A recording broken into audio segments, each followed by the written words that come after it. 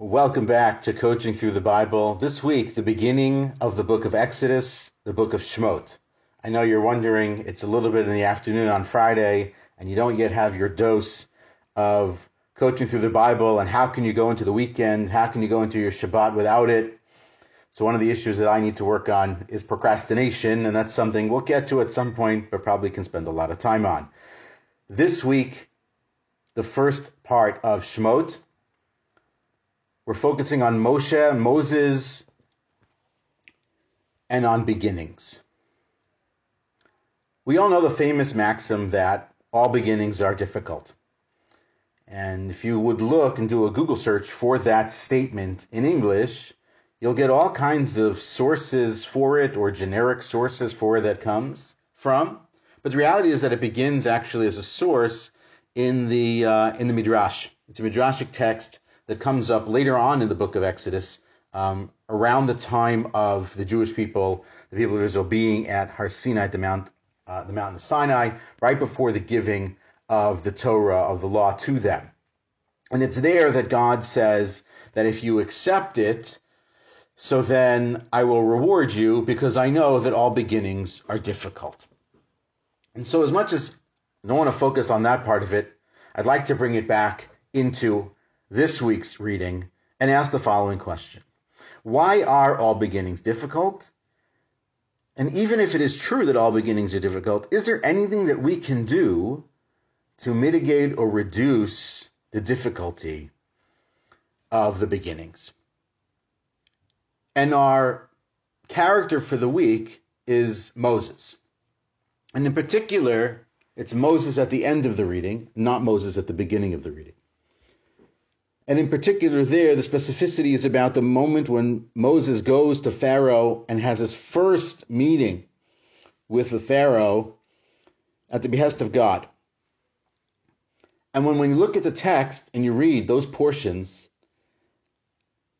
it doesn't go well, to say the least, for Moses and Aaron. It just simply does not go well. Leading into that, he has momentum, he feels good. God has told him that he should go. He has God at his back. God is his support. The people believed in Moses and that he was their savior. He was going to be their leader. And yet when he goes to the Pharaoh and he says God wants his people out, he wants the people, let my people go, famously, Pharaoh puts it back in his face and says basically, who is this God and why should I listen to him? And Moses has no answer for him, and it just goes south from there. The requirements stay the same. The work gets harder. The opportunity to have the cement necessary to make the bricks, to build the cities, to build the pyramids is gone. And it only gets harder, and the Jewish people, the people of Israel, are heartbroken. They're devastated. They're furious, and they're angry at Moses. And Moses goes back to God and he doesn't understand. He simply just doesn't understand. Like, why would you send me? Right? That's the question. Why would you send me if it's going to end badly? Why send me if it's going to go badly? Even though Moses knows that God had already told him that Paro was not going to listen to him, he still believed that if he went and he did the job, that it would go fine because God is behind him. So all beginnings are difficult, even for Moses. And the truth is, Moses didn't want the job, and we know that, and we could spend weeks talking about the conversation and the dispute back and forth between God and Moses about accepting the role. But let's focus in this week on beginnings. Why are all beginnings difficult? And we must realize that it's really the first moment about beginnings that is the most difficult. But why is it so that all beginnings are so difficult? And so the first reason I think it is that we're comfortable where we are. And so getting out of our comfort zone, like we spoke about with Noah, is hard for us and not something we're running to actually go do. We're really not rushing to do something different and to make life uncomfortable or difficult or hard or put ourselves in precarious and problematic situations. Life is good. Moses had the same deal. He was comfortable twice. And then he had to change. He had to begin again. First, he was comfortable in the house of Pharaoh growing up until he killed the Egyptian. Second, he was comfortable in the house of Jethro, tending the flock and tending the sheep and living his life as a shepherd. And so the first thing that happens with respect to why things are difficult is because we really don't want to do them. Even if we want to do them, we sort of believe to know how difficult those things are going to be, and we shy away, we shun ourselves, we hide ourselves away from wanting to do them. So that's the first thing. The second thing is we really don't know. We really don't know what's going to be. And famously, there's a quote from the former Secretary of Defense of the United States, Donald Rumsfeld, which I think when he said it, he was mocked. But actually, when you think about it, is actually quite deep. There are the known knowns, and there are the known unknowns, and then there are the unknown unknowns. So it was a quote that it's a statement he made in the lead up to the Iraq War. And the idea is that there are things that we know, but we also know that there are things that we don't know, and we actually don't know how many of those things there are until we begin to explore. And so there's a fear in new beginnings that we simply would rather stay away from. So as much as it's a question of comfort, there's a question of fear. And then there's a concern about failure. There's the fear of failure. So it's the fear of the unknown, but there's also the fear of failure. And all of these things play into what's going on in those moments before we begin to do anything. But we all know that we always have to do new things. We always are changing and evolving in our lives, and we always have to start new. If you've met anybody who has started a business, who has started a program, started a community, started a school, started a relationship, started a new job, whatever it is, you can sense the anxiety on them in the moments before they start, because it's hard. We all know it's hard. We've all experienced it. It's all been difficult. I remember for my first days of teaching, it's 20 years ago at this point, how hard that was to walk into a classroom, to control the classroom, to deliver material that was interesting, to do all those things at the same time and actually be good at it. For a time afterward, I actually apologized to my first year students because I realized that they probably had learned very little from me. But it really is those things. There are more factors as to why it is that new beginnings are hard. One additional one is simply habituating ourselves to new activity. And so besides the comfort of knowing where we are, the comfort zone that we talked about, and not stepping out into the growth zone like we mentioned with Noah, or in the case of, as John Maxwell says, stepping into the faith zone with Moses, there is habituation and regularity and ritualization that we have with what we do and how we operate on a day-to-day basis. And so even if the need is compelling, because it goes out and requires us to change our behavior, it's not something that we want to do. And that's the case initially with Moses, but then Moses takes the job and he goes to that first meeting and it's bad. And is there a way then, the second part of that, to mitigate that happening? For Moses, perhaps, and even for us. In the case of Moses, I would implore you to look more carefully at the story to see what it is that Moses says versus what it was that God had asked him to say in that meeting, in that moment. And the expectation level of what that meeting is going to be and the results of what that meeting are going to be. I think it is that Moses has a certain level of expectation.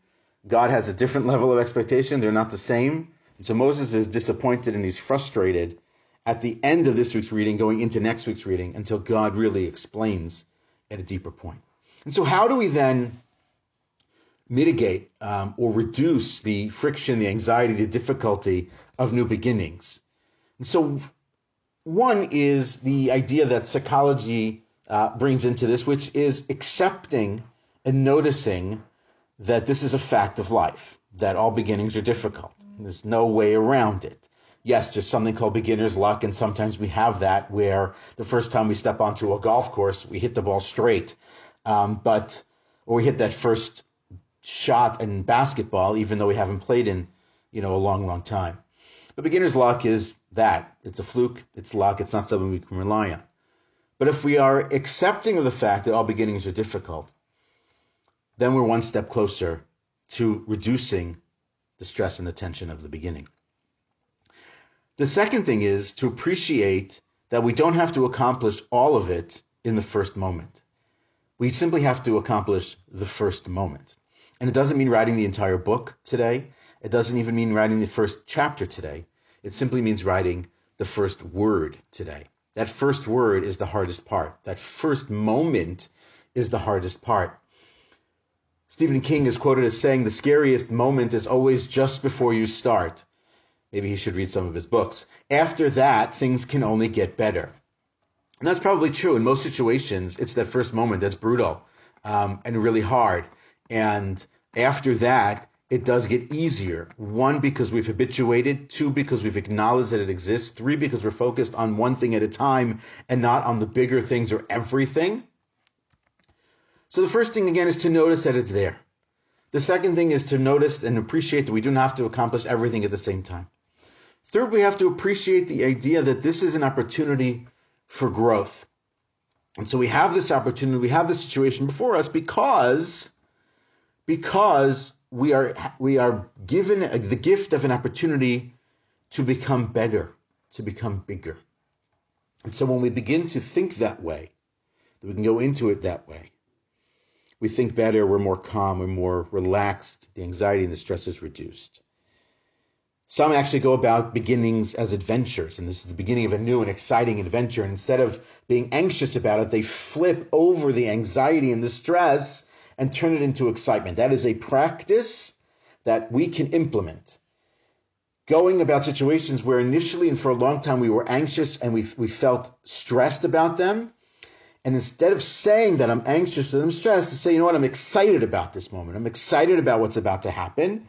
And going into it that way flips it on its head and makes it less of a difficult beginning and more likely something that we can actually handle.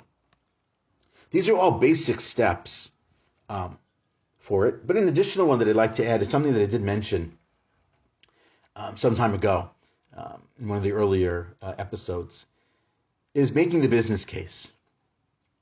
When it becomes abundantly clear that the only thing you can do is to actually do the thing that's hard and begin, and you sort of have removed every other option to put it on someone else, as Moses tries to do, to make an excuse that you're not qualified or worthy, as Moses tries to do.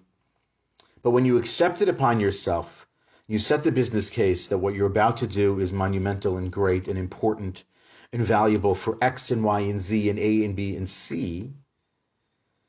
So then the beginnings are reduced in terms of their size and scope. They become smaller, the road becomes more clear and flatter. Because we appreciate that there's something bigger at play here. And so what looked initially as the hard part actually becomes an easier part because we've moved past it. We focused on the bigger picture and the bigger matter because we focused on the use case or the business case of what's to be. And so even if we don't believe, as Rabbi Sachs says in one of the articles that he has on this week's Parsha, on this week's reading, even if we don't necessarily believe in ourselves, and I haven't even mentioned the idea that we have to believe in ourselves, but if we believe in the business case or the cause, or even the people that we're involved with that we have to help here, in this case it's the Jewish people, the people of Israel who are slaves, then the beginning doesn't look so hard. It certainly helps to have God at your back. But the beginning is reduced, and to appreciate that there's a time for everything, and there's a time for this as well. Every opportunity is an opportunity. Every moment is an opportunity to begin something again new. And every opportunity to begin something new is our opportunity to get over our fear of the unknown, to get away from our fear of confrontation, to get ourselves out of comfort zones into growth zones and to faith zones, as I mentioned John Maxwell, and then to accomplish unbelievably great things. Because once we have gotten past the beginning, the opportunities are endless. In the same way that Moses had no idea what was to be. But in the moment that he accepted the position and went to that first meeting with Pharaoh, even if that meeting went poorly, and it is the case that in some of the things that we begin, the beginnings are bad. But ultimately, if we endure, if we persevere, if we persist, if we are gritty like we talked about before, and we are resilient, then the opportunities and the doors open before us, and we can have some additional future opportunities and future beginnings that'll be even greater. Continued success. Have a great week. Have a great weekend. Have a great Shabbat. Look forward to seeing you next week in Coaching Through the Bible.